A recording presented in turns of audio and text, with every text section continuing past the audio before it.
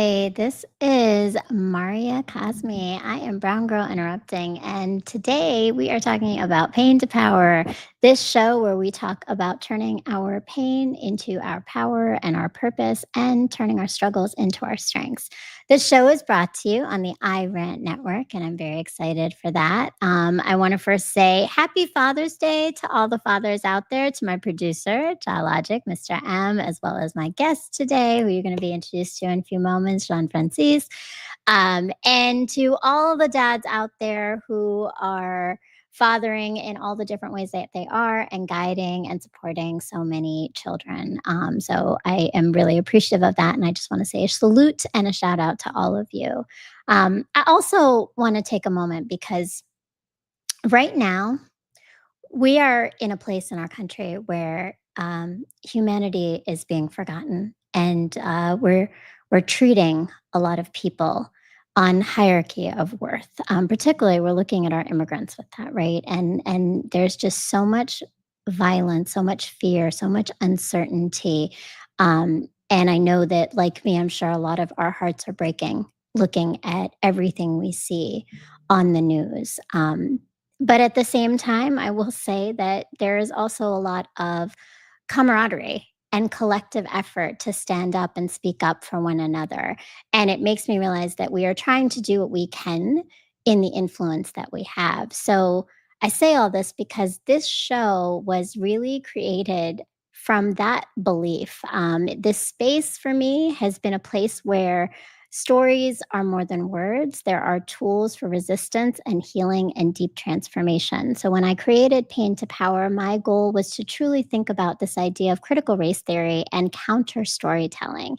And when we think about critical race theory, counter storytelling is that the idea is that we often look at the dominant narratives. And so we want to interrupt that by focusing on not the dominant narratives that are distorting our lived experiences, particularly of people of color, and they limit the information that we have of everyone else, and really focusing on how do we reclaim those stories by hearing the truth, the humanity, and knowing and understanding who everybody is. So my show is this offering. It's a chance to make a space for the lived realities and the complex identities that we all hold in the beauty of resilience. And I'm really excited because my guest today embodies all of this. He is someone who lives his truth as a son of immigrants, an artist, an educator, a curator of diasporic stories through sound and movement, the founder of Black Atlantic, and the creator of Afrocidade. Please welcome Jean Francis Varré. Hi, how are you? I'm good. How you doing? I'm really good. I really appreciate you being here. Happy Father's Day. Thank you. Thank you. Thank you. Thank you. Just came back from a nice afternoon with my daughter, so I'm feeling the love. You're in a good space. That's a good Yeah. thing. That's a good thing right now, right? Like feeling the love is important, I think, for all of us. Uh, And I know that we started. I opened up with something a little heavier than I usually open up with, but I think that's where we are right now. And I appreciate it because I think the stories that we're going to come from this conversation are going to start to provide some of those perspectives that oftentimes many people don't have, and we miss humanity in not understanding the stories behind individuals' experiences. yeah, absolutely. We are our stories to begin with. So Absolutely. And you are a storyteller. So we are going to be talking about that. But I first want to ask, usually when everybody comes on the show, I always ask how you interpret and think about turning pain into power. What does that mean for you? uh I mean I look at that as a almost holistic human thing because regardless of where people are in their lives, class-wise or otherwise, geographically, there's always going to be some pain in the human condition. Unfortunately, it's very unbalanced. But no matter what, we've seen that, even the people we see as the most blessed will have their own pains, their own anxieties. So, from a musical point of view, my favorite interpretation is the blues, even though I'm attached to all types of music. But that kind of transmutation is, in one form or another, is what humanity's been doing and what has kept us here. Because I think that's our strength. We're pretty frail otherwise compared to other life forms. You know what I mean? Yeah. So Yeah. so I really think that that ability to transmute pain into something constructive, not always, as we've seen, we're barely hanging on because we tend to go the other way, but we've had just enough of a balance, I think, throughout all of humanity to be able to make that kind of change that creates something out of our challenges. And because we're frail, yeah, we go through a lot of pain. We do. We go through a lot of pain, and it is Yeah. inevitable and it's gonna happen, but I love that connection you just made to music and Mhm. that transmutation of music to really be a channel for that pain, which we've talked about in the show, but I don't think anybody's ever brought that up in terms of this connection, right? So I Yeah. appreciate that. And that's a lot of your story. So I mean, I'd love to hear a little bit more of like, let's go back to your roots, right? I introduced the show. I did say you are a son of immigrants, but tell me a little bit about your background, just, where your family is from and your own experiences of what that's meant for you.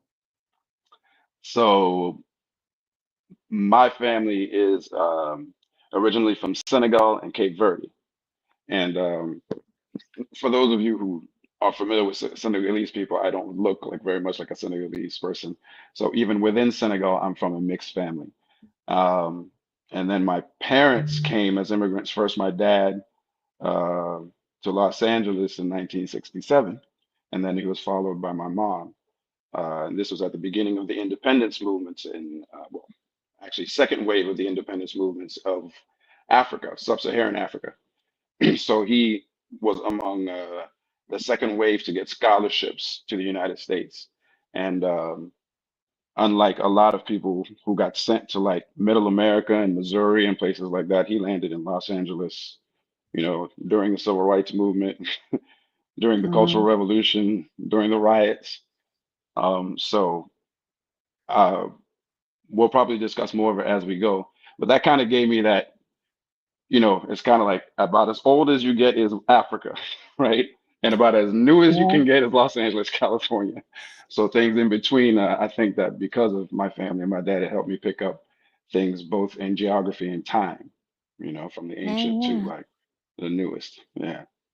Well, I love that, and so, I mean, that's what you navigated then, right? So you're that's your parents' story and your dad's story of how he came here, but I'm sure that impacted your own upbringing at home, but also, like, how you had to navigate your life outside of home. So how did you and we've talked about this before, right? You almost had this triple consciousness Oh yeah. of identity. Tell me a little bit about your triple consciousness of identity and what that's meant for you. Well, I was also lucky enough to go back home to Senegal and occasionally to Europe almost every summer until I was 17 years old. And in the US, because of my name, also my name being Jean Francis, and growing up in the US and bouncing between private schools my parents could afford it so that I could speak French, and then going to public school when they couldn't. Um, yeah, I always felt like I was kind of standing in the middle and on the fence of just about. Uh, there was always duality with me. There was duality with race. There was duality with language, and I think I've told you before.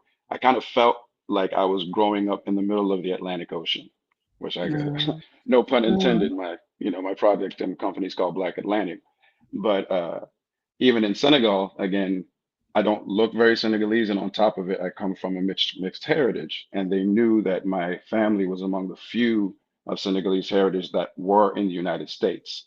Usually, people from colonial cultures will immigrate to the colonial capital. British colonies, they will go to London. Uh, mhm, you know, Lusophone Portuguese colonies end up in Lisbon. Like same thing with mhm. Madrid and Spain. So it was unusual for us from a Francophone colony for my parents to be in the United States. So that was also another unusual thing. So maybe it's quadruple, maybe it's even more than that. You know what I mean? And it could be, But right? Like, I think right, and it's funny, like, does that evolve as you keep understanding more about yourself and about your family? I feel like there's often an evolution of it, right? It's never just one thing, who you thought you were as a kid. As you keep even as an adult in different stages, you discover. absolutely, absolutely. Like as I watch my own child, my daughter, as I watch my nieces and nephews, and then how my siblings and I, my cousins and I around the world have grown from those moments when we were all together in my grandfather's yard in Dakar, Senegal.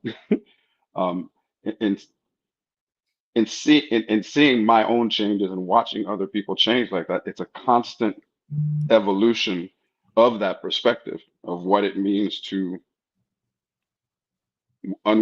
whether you know it or not, be a part of these mixing fluxes of cultures and Mhm. realities in the world, you know.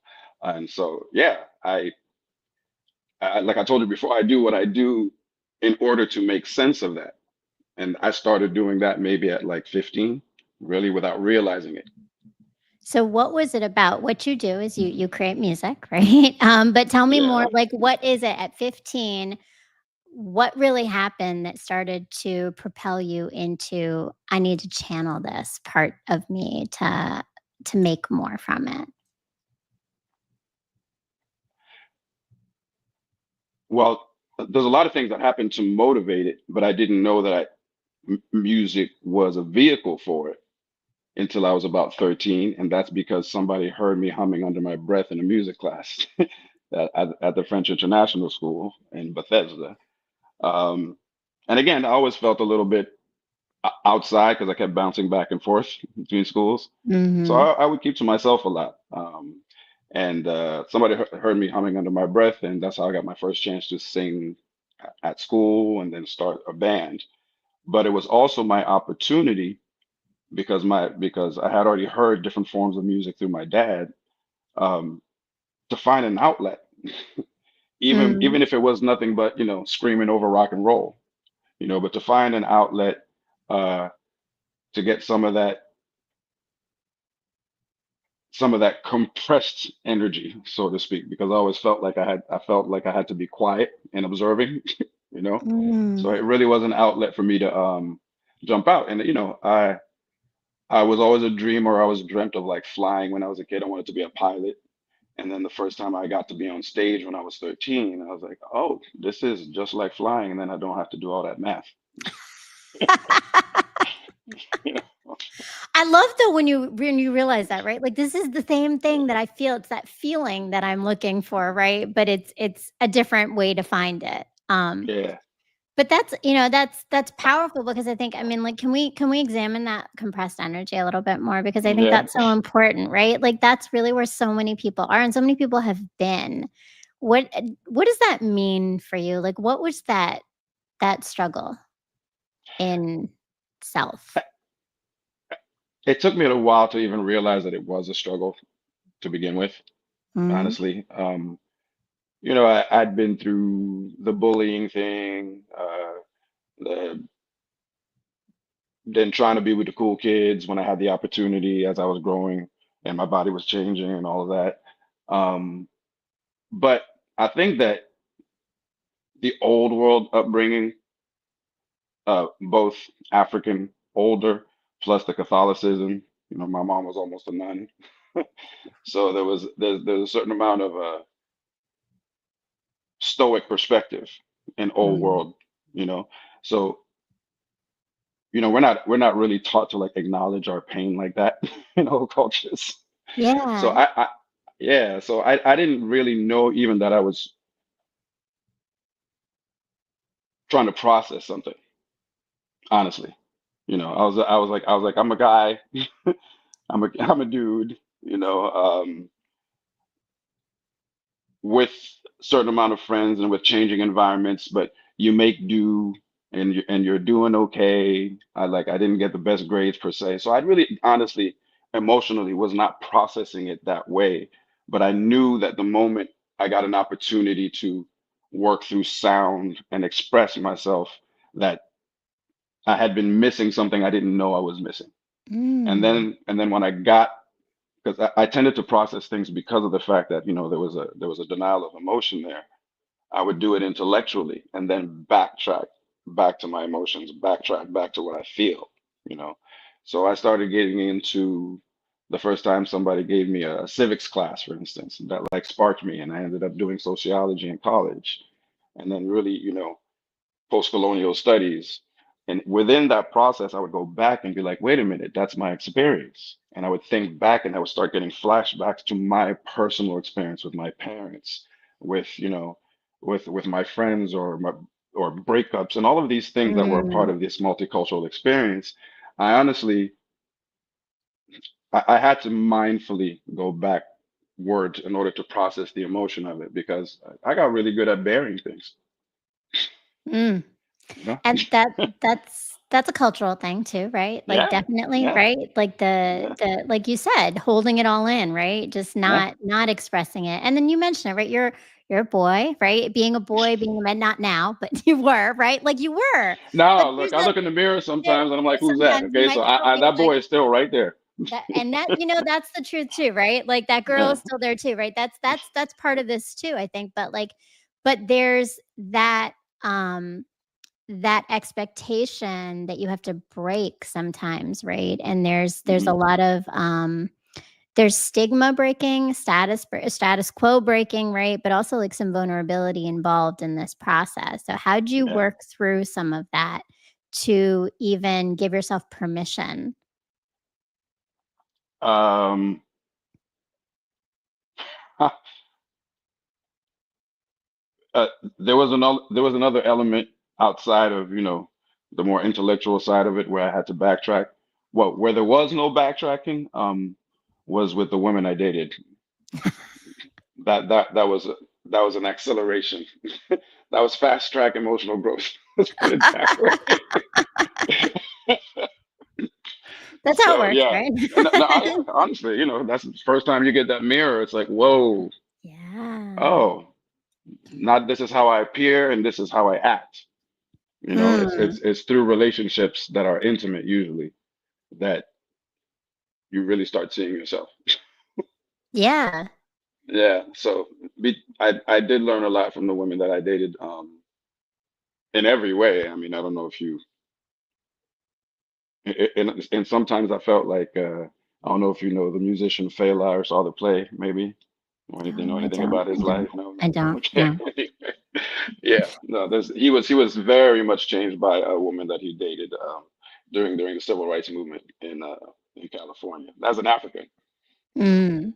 But yeah, I related to that part of the story. But in multiple relationships, it really did help me process those things that I was just starting to return to. Like again, some of the isolation, some of the Catholic guilt, some of the racism, all of those things. Yeah, relationships helped me process them a lot faster than I would have liked to. Mm. But that's Mm. growth, right? Forced into it, right? Sometimes, but that's growth, right? Growth is discomfort, and Yeah. sometimes you're pushed into it, right? That's the path, right? Hmm. And yeah, I think, when someone else puts a mirror up to you, there you can't not you can't well, you can look away, but I think it sounds like Yeah. you were willing to stay uncomfortable and you moved through it, which I mean, that kudos to you because a lot of people just walk away, right? Then it's like, "Nah, I don't wanna see this.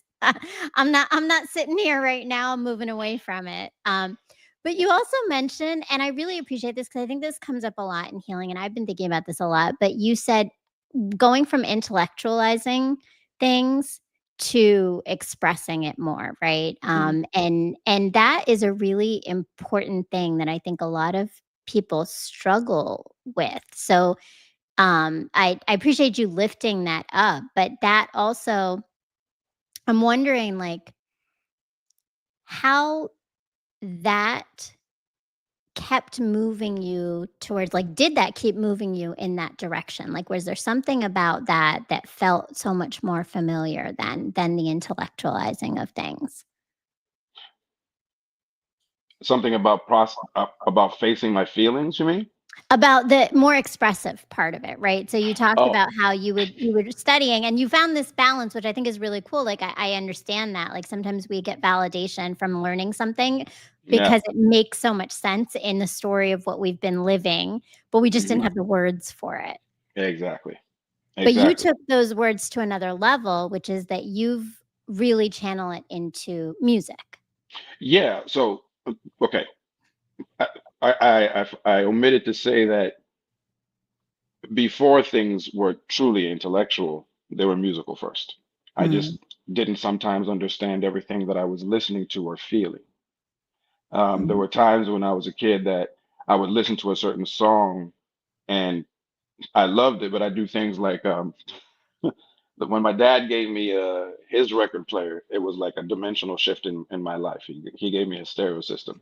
I started locking myself in my room and just, but there are certain songs, for instance, that when I was younger, when he first gave it to me, I must have been like, 10 or something like that, the very first one. I would put them on and I wouldn't necessarily understand all of the words, but the actual emotion of the song would probably trigger something in me from my own experience. But I mm. wanted to listen to it, but it would scare me. Music, there was certain music that would actually scare me. So what I would do is blast it and then go downstairs and listen to it from the kitchen. So I know it's a weird behavior, but in all seriousness, as I heard those songs later when I was growing up, I could pinpoint exactly the emotion that the song was transmitting and how it related to me, like isolation, anger, Mm. and things like that. So Yeah, yeah. there was that emotional connection first that I didn't know how to process. That intellectualizing did help me to start processing. And of course, as I got older and started understanding what the songs meant artistically, poetically, or if they were in another language that I learned later, I was like, oh, I was absolutely right. That's exactly what the song is talking about. It may be talking about loss, romantic relationship, abuse, you know, uh, Mhm. from parents or from a system. Yeah. So it was a mix in hindsight. And music really was the very first thing that I was using to process Mm. my feelings. Yeah. I I don't know if that answered the question. No, I think it did. No, it did. It did, right? Like, because you explained it. It's music that was the starting point, right? Yeah. And then Yeah. it kind of went full circle back, it sounds like, because then you learned, like, you had the intellectual piece of connecting that, but it all Yeah. took you back to music. And Yeah. when you just said that, that idea of the emotion of music, I think that that lends to what I saw in Afrocidade. Um, Afro-Sidaji. the Yeah. Didache, thank you. Afrosidache that you created, which is, tell us about this musical performance that you produced and directed and performed in. But I feel that you're a lot of in the audience of being in the audience of that, that you could feel the emotion that was trying to be brought into the space, right? And how did all of this that you've been grappling with and thinking about between the intellectual and the musical lead you to now becoming the storyteller? Mm. So yeah, you're right. Afro-Sidaji is the culmination of me realizing my storytelling potential. Not the end, but the very first expression of it that is cohesive, as far as I'm concerned. Um, and it is the Afro the Afro diaspora perspective. It is the cultural link of Washington D.C. and Salvador Bahia. Salvador Bahia being what in Brazil, uh, having multiple titles such as the Black Rome. That's what they call it, Roma Negra, because of the concentration of Black culture that's there that I haven't seen quite in that way anywhere else, because it is both homegrown, natural, um, uh, subconscious, and conscious at the same time. It's the only place I've seen where so much African culture is intact, and that by the same token, they take so much from the African American civil rights movement. So there's both, Mhm. right? There's what I was trying to reconcile in myself, the emotional subconscious spiritual with the intellectual side of the conditions of suffering and oppression. Um, and Washington, D.C. and Salvador have a lot more in common than people know. Brazil as a nation and the United States have a lot more in common than a lot of people know racially and also Mhm. as economic juggernauts. Obviously, the United States is bigger, but Brazil is a powerhouse and huge and has, you know, a lot of different climates. So the experience of immigrants there, the experience of Afro descendants there, there's a lot of commonalities and a lot of differences that really shape the whole of the Afro diaspora experience there. So in bringing those things together, uh, I'm actually telling the story of my own life too, because I always traveled around the African diaspora and through my own experience, that of my father, that of my family, um, moving around the Atlantic. I've always identified with Afro descendant culture everywhere. And I've always tried to figure out what the links are, what we have in common. And that also is healing for myself, right? Because I'm from a lot of different parts of the diaspora itself. So, in that, I tell both history, the commonalities, what we have in common, and from a historical point of view, from an intellectual point of view, but through the music, I'm also trying to show the spiritual aspect and the emotional aspect of what we share and Mhm. what we have to learn from each other. And so I hope I condensed that correctly. It's one of the first times I've had to actually say it more than do it. Um, Oh, yeah, yeah. No, I mean, but I think there's a lot of layers there, and you put it all out there, and Phil Montaigne says, "I love that," definitely. Um, right.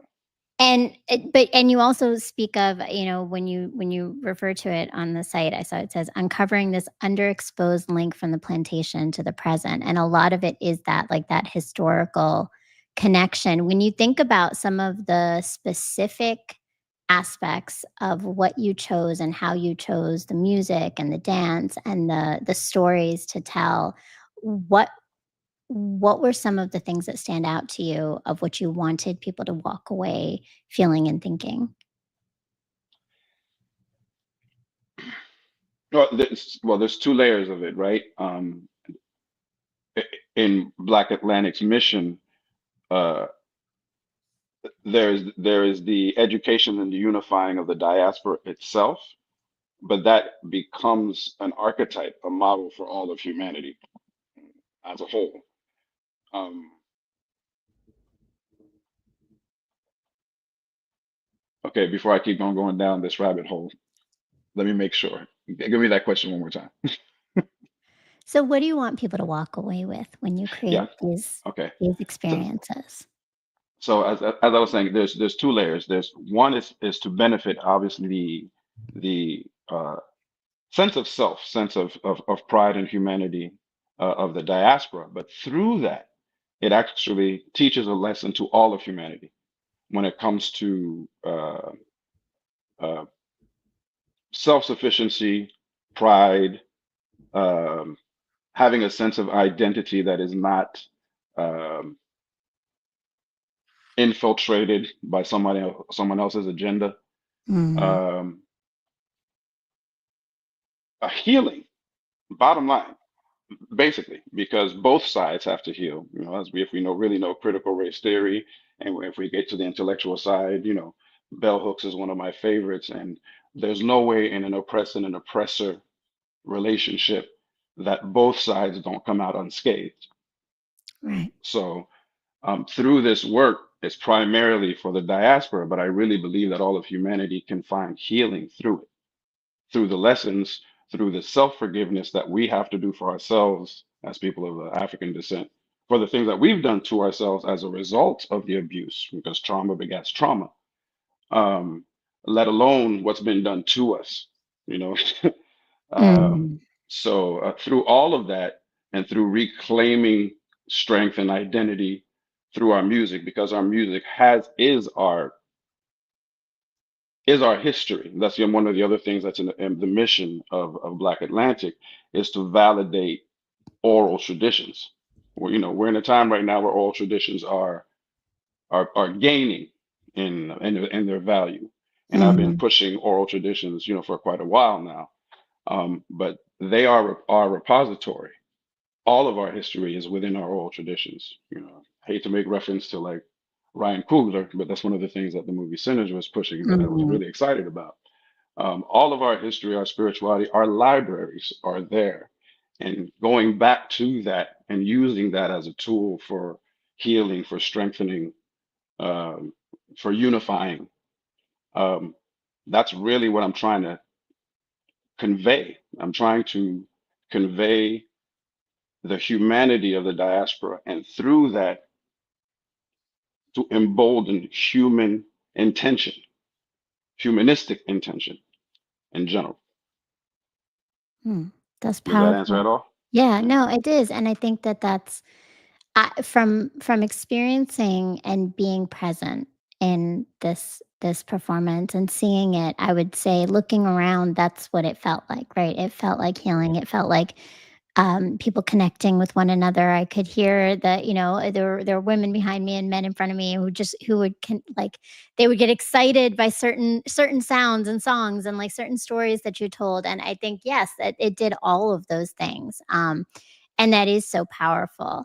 And I mean, you talk for healing for your audience, but how does this all connect back to healing for you and what Mm. you need from the things you curate? Uh, I mean, as you can tell, the stories I'm telling, even though they're global in their geographic nature, they really, really are very, very personal to me. Like, um, I personally experienced a lot of the things that I'm conveying in this art. Uh, Is there a particular story that you can share with us, like from this that resonates for you?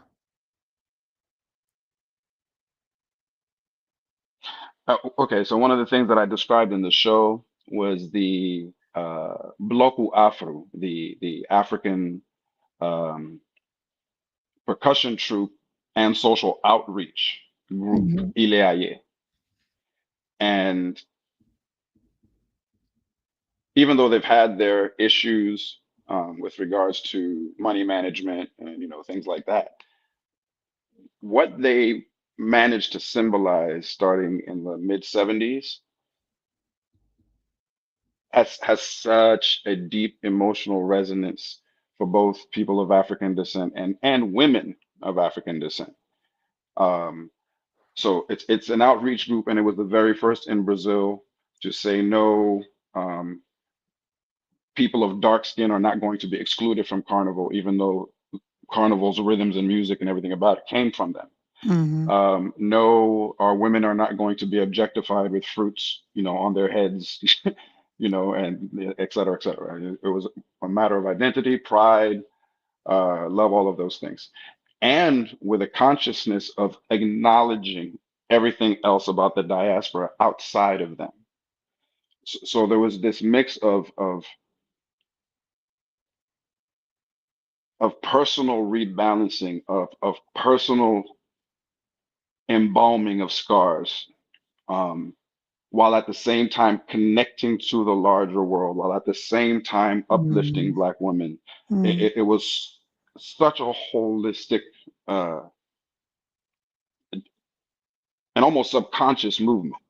I mean, I described it in the show, but the amount of tears that you see when they come down the street, and they come from far, they come from the ghetto, while every other troop comes from downtown because they have the privilege to do so. So they have to trek along a lot of miles and just to get downtown in Salvador. Um, Even though that sounds like really social and big, from my personal experience and the isolation that I felt in the United States, sometimes even in Senegal, uh, in Europe as well, it nothing but validation, just mountains mm, and mountains of mm. validation and of being seen, and that is like an embrace, honestly. It's like an Mm. embrace, and it's the kind of thing that you can feel when you didn't even know you were suffering and needed it. Mm. I'm trying to describe it, and I know I'm doing a bad job. No, I think you're doing it. You're like it's an emotional thing. Like I can hear Yeah. it right in your voice is that there's an emotional connection to it, and there's so many layers that you elevated in the social movement, but also that personal link for you. And even within the social movement, so many different pieces of that, right? The internal within Brazil social movements, but that connection back to the diaspora, right? And that seems to be the theme of so much of everything, right, for you. But you did you're feeling this. I can hear it in your voice, right? You're feeling it. And I want to know because I think again, like going back to right now, just where we are in the world and how being an immigrant is such a complex thing, right? Being a part of immigrant, whether it's you or your family, like you still have these ties and lineage. And you talk about how you spent so much of your time literally living in both worlds, right? Like Hmm. you live this very differently. How how did that impact just your own like I guess your own understanding of self? Like what are some of those things in your own self that you have struggled with fully understanding and making sense of and healing?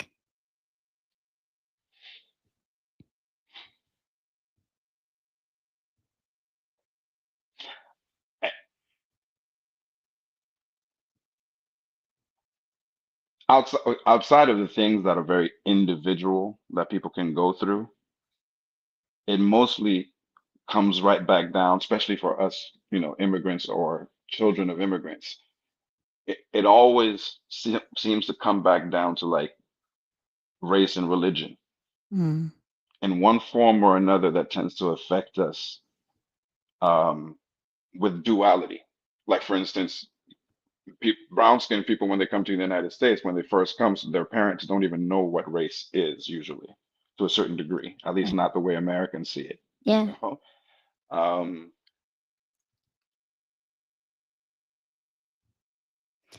Religion. If you come from if your families come from uh, global South or Asia, um, religion in and of itself has a different stance in the United States as well, or at least you Mm. have more of an opportunity to have a choice about it, at the very Mm. least, you know. So I think a lot of the pains, no matter how individual they are in our personal experience as a little girl, a little boy, uh, be you the stereotypical representation of your ethnicity or the kind that can pass, or either way, there's something about those two aspects that affect you directly, that affect the way your parents treat you, that affect the way you respond to your parents. Um, and of course, there's the duality of what you are living in your household and what you are living outside of your house is doubly different because it's so different from the people that are there in the outside world for you as a child. So no matter what, that aspect of race, religion, and ethnicity, especially again for immigrants or first generation Americans, tends to have an even bigger role. So, outside of the fact that I tend to lean towards those things naturally, you know, um, they really on a personal level do affect abuse, our concept of abuse, even Mhm. our concept of fairness, um, and our concept of isolation. Very Mm. much so. Yeah. Yeah, and I Uh, mean, that's powerful, and I think what you said is important in those are those big key pieces, right? mhm. And that concept of isolation, like for you, and I see Adila Bassi. Welcome, Adila. Hey, I Dilla. love it. Adila, a good friend of ours. Yes, So indeed. true. Absolutely, Yeah. right? We wouldn't know each other without her. I definitely not, right? Adila is the glue. That's right. And um, but So, you mentioned, what up, guys? Yes. You mentioned like we talked about race, but you also talked about how your dad came here to this country at a very different time. And I'm wondering, did that have an impact in his understanding of race in a different way than maybe for some other immigrant families? Like, do you feel that there was a different experience that even isolated you? Because you talk about isolation a lot. Is that isolation? Oh, that's okay. I think but that's the truth. It That's is the true. truth. I Absolutely. think that's a real truth, right? Like, and I appreciate the honesty in that because not a lot of I'm just people noticing how recognize often I that. use the word myself. Go ahead. But and I'm listening to you intently, trying to to understand like what's our conversation here. So yeah, isolation, but within that, like, did that isolate you further, even with other children of immigrants? Oh yeah. Oh yeah. Good question. That nice one, actually. Yeah, you dug to some interesting places. Um, so my dad was unusual to begin with, even in Senegal. He was more, again, American culture was affecting the entire world, obviously, in the middle of the Mm, 20th century. mm, But still, Senegal was a francophone culture. So even though America was affecting them, Senegalese weren't kids weren't speaking English. They were speaking French, and they were seeing translated movies of everything from John Wayne to, later the movies of the 70s. So my dad was interested in American culture even before he came. So he was into like everything from early Motown, definitely Ray Charles, uh, John Wayne, Elvis, Fats Domino, Chuck Berry. Oh, he was a Chuck Berry nut. Jazz. He loved those things mhm, even before he came to the U.S., which is what drew him to the U.S. actually. And so most went to Europe. Um, and then the fact that he ended up in LA, we're talking about during the riots. He used to sit and have lunch with Kareem Abdul-Jabbar. Learned about the Black Panthers there, while at mhm, the same time rooming with a Jewish total hippie. Like flower power, the whole thing. So that made him very different from the immigrants who came, right? And mhm, my awareness of, say, the psychedelic rock movement, things like that were not that common among African immigrants. So already there was that difference. There was a difference that, again, I don't look very Senegalese. Senegalese people tend to be very dark, for starters, right? mhm. So people tend to think that I'm like, hey, oh, and my name, I have a Christian name and not a Muslim one. So there was there was a lot of factors that kind of set me apart, no matter where I was you Yeah. know. So even among African immigrants here in the United States, they'd be like, "Well, you're kind of different, man." You know, they're like, they're Mm, like, you're sitting there dancing, some Congolese sukus with us. Okay, we can see you, but you move different, you kind of act different still. So there was always something a little bit different, straddling the fence about me because of that side of my experience. Um, so yeah, there's multiple layers that come down to the personal, to the right. individual. Yeah. But it starts with that. You got mixed races. My father is three-fourths black. His father was half white. My great grandfather was 100% white colonist. I mean, like Livingston hat, Mm, monocle, blonde mustache like this. You know what I mm, mean? So, mhm. um, yeah, I hope I'm answering the question, but yes, I was different from other first generation African Americans for sure, both in the United States and in Senegal and in But Africa, that period. and that's important though, because I mean, obviously that's part of your story. So I often talk about this idea of socialization and how we're not born into a blank slate, right? Like we don't have a blank slate, but in fact, actually, we are born into the stories that already exist of our families, right? Already have these narratives. And again, your dad's story created something that became then this distinction of even your experience as a son of immigrants, as coming from Senegal, and here, like, you weren't like all the other kids that would have the same story, right? And that goes Hmm. back to no one's a monolith, right? That's right. You That's know, right. no experience is monolithic. And, Um, and if I can add, I'm sorry yeah, to cut you off. If I can add, no. there's a lot more uh, first generation immigrants like me now. At my age, basically, in the early '80s, there were not a lot of Africans immigrants like me and my parents. So just wanted to emphasize that. No, and that makes sense, and honestly, I understand it because I would say I think my parents were similar in their distinction of they didn't always actually align with a lot of the other immigrant families that we were growing around, right? And their commonality was always religion, though, so that brought it back. But you brought up religion, and you've Hmm. mentioned this one thing. I feel like this is a place that we might need to unpack a little bit more in terms of, right, Hmm. Senegal is mostly a Muslim country, right? So Hmm. how did that being, what were some of those challenges and pains within your experience of religion and identity? Well, one so before I get into the pains, one of the best things about Senegal is that it is actually one of the most religiously tolerant countries on the planet. There's never been a religious war in Senegal, even though Mm, there is a sizable Christian population. Um, the majority of the Muslims in Senegal are Sufi. Now, Sufism takes on a lot of different forms depending on where it is mm. around the Muslim world. Um, but that does help to soften anything that's, let's say Sharia leaning. uh, So for our audience who might not know what Sufism, I know what Sufism is, but for our oh, audience, sorry, can you I break that should down a explain. little bit more?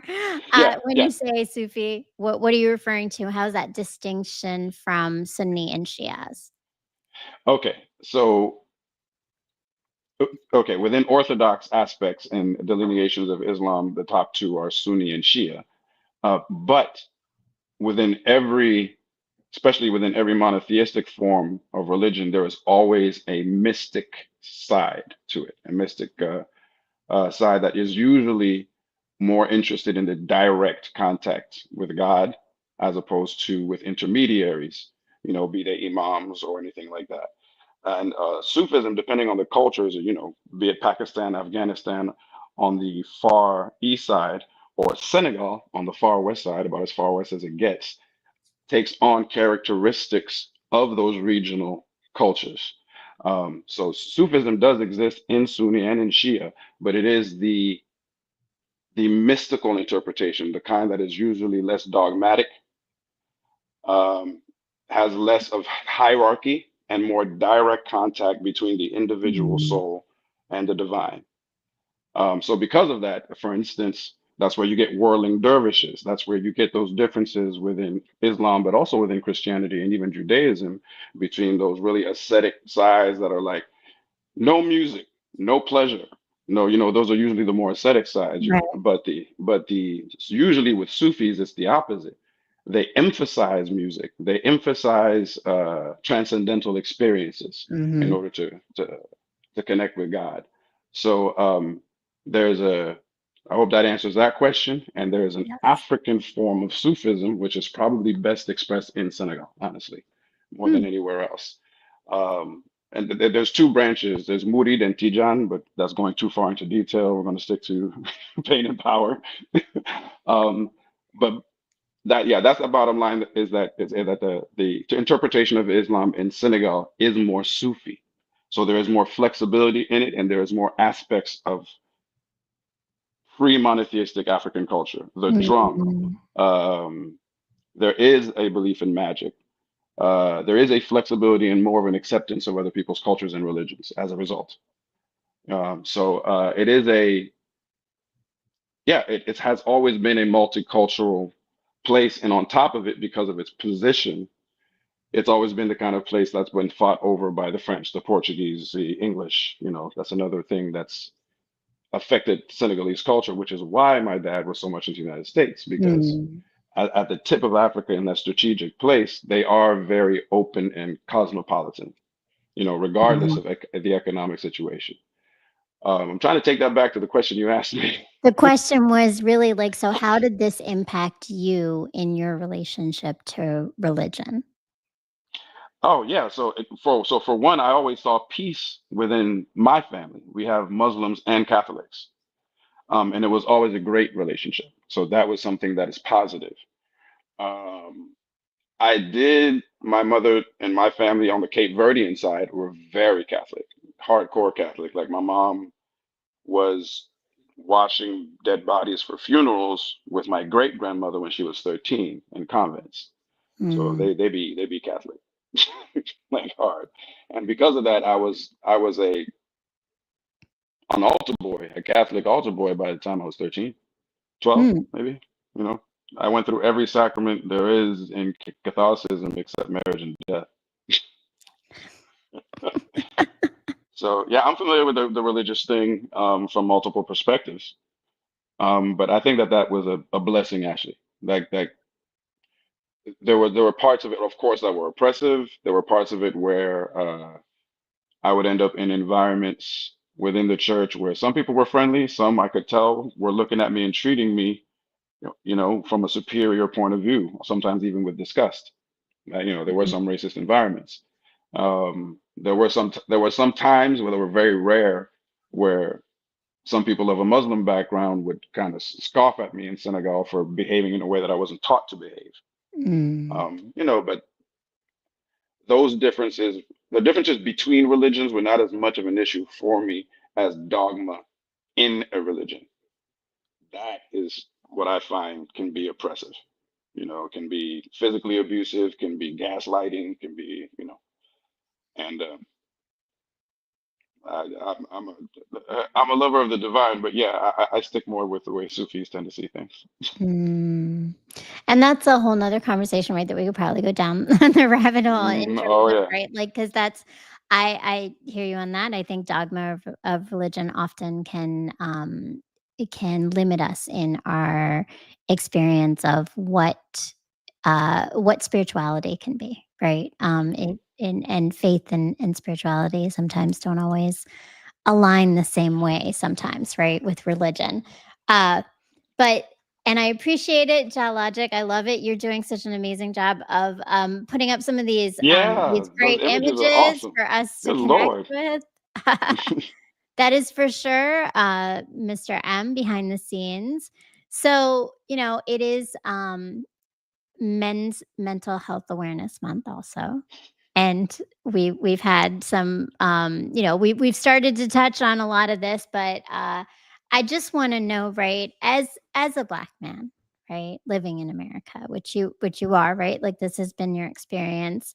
How have you learned to hold space for your own healing? Because a lot of this, it sounds like, is part of that. But outside of even creating things for others, how do you hold space for yourself?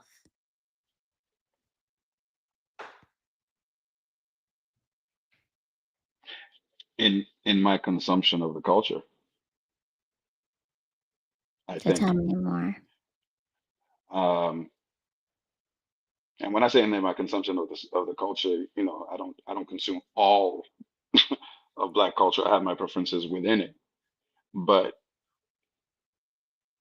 when it comes to dealing with the realities of being a Black man in the in America, in the West, honestly, uh,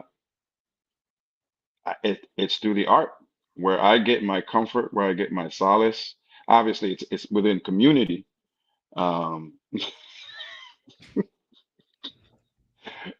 within all aspects of the art I deal with. So, um, yeah, so I would say that no, really, in in dealing with all the troubles, the anxieties, the challenges, the pains that come with being a Black man in the U.S., it's through community and the art. And honestly, that's what it's always been. It didn't used to be called the art. It just used to be what it was. It was what Black people did whenever they could get a second away from the master. It ended up being this type of behavior and the type of communing that I'm talking about.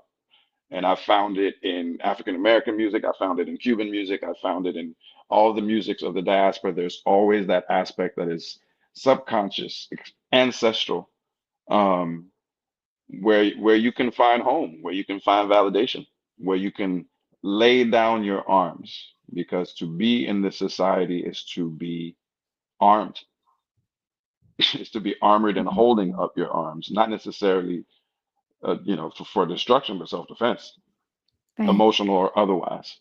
And it's Mhm. only within those environments where you can feel that relationship. And it's not to say that you can't feel safe with people of other races. That's not what I'm saying. But that instant validation of your specific pain, that's it. It's in the communing and in the art and the music. Community and art. That's a beautiful thing. That's a beautiful thing. So thank you so much for your time. I want to know, what do you have coming up? What are some performances, anything Oh, people yeah. need to follow? How do we stay in touch with you and how do we keep seeing all the things you're creating? Okay. I have too many platforms. I promise I am consolidating.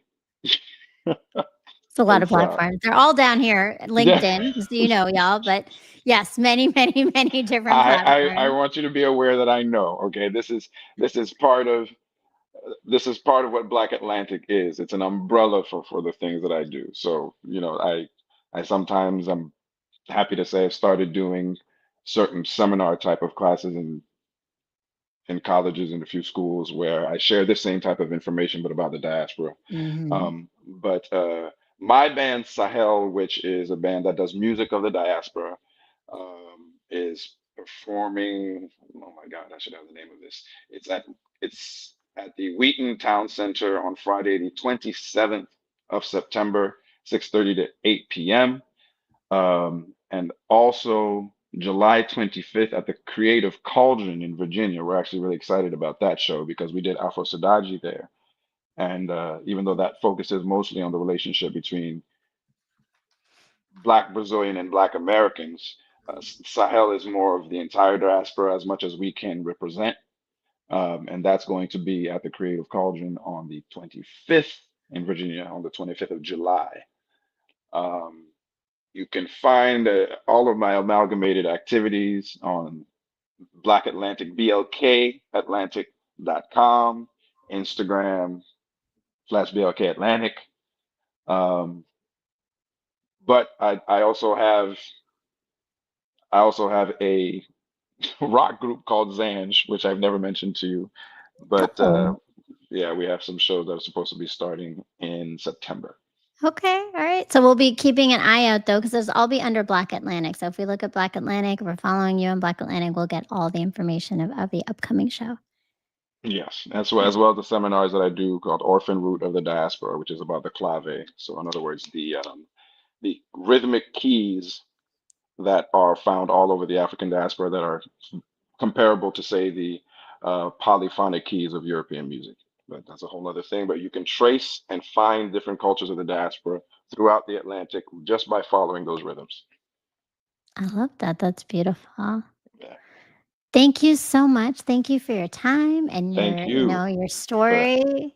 This has been really, I mean, like very informative and also healing. And I appreciate your vulnerability and honesty in the space because, again, we're really trying to elevate all the stories, right, and connect each other on hearing the humanity in everybody's story and all the layers that come to it. So thank you so much for being here, for sharing. To all of you who are tuning in, whether you're looking at the rebroadcast or you're right now, make sure you hit the like button, hit that like button, subscribe, hit the bell. Um, Pain to Power is on Sundays at 8 p.m. Eastern Standard Time. Make sure that you're tuning in. Go and follow Jean Francis and make sure that you are following me, Brown Girl Interrupting, and continuing to heal, to listen to stories, to listen to each other, to continue to build in community and be a part of that creative community space so that we continue to all find our strength in our struggles. Thank you so much for tuning in. Thank you again, Sean. Thank you to Mr. M. Happy Father's Day again to all Happy the Father's Day to fathers. everybody. Thank you guys, by the way, Um, for having me. Thank you. No, it's been a pleasure. I really enjoyed it. Thanks, Adila, for tuning in. And Yeah. to everybody who is tuning in, thank you, Logic and friends. And have an amazing Thanks, evening, y'all. everyone.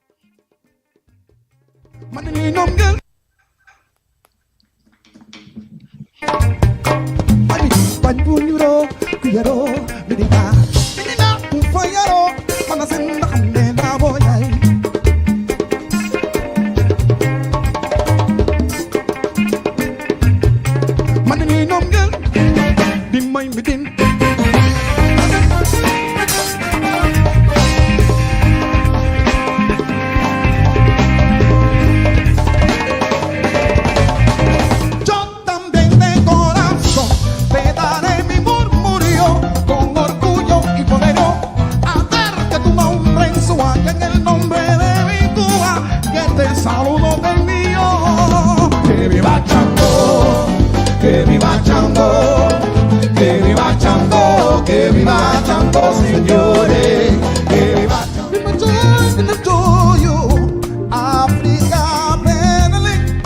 Join in the joy,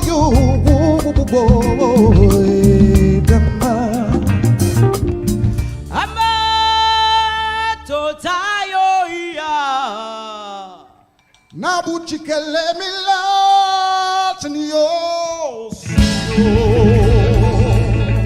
Ochikele maweni chiamba. Ochikele maweni chiamba. Ochikele maweni chiamba. Ochikele ma. Si vos escrever, tá escrever. Si vos esquecer, tá esquecer. Bate dia que não voltar. Não, não, não, não, não. Soldado, soldado, soldado, that's not the answer, long. Ombros criou, distante maneira. A mão, tudo ali corrom cada vez. A nos cara Cabo Verde, soldado, soldado, soldado, soldado. E nos pai, e nos Cabo Verde, soldado, soldado, soldado, soldado.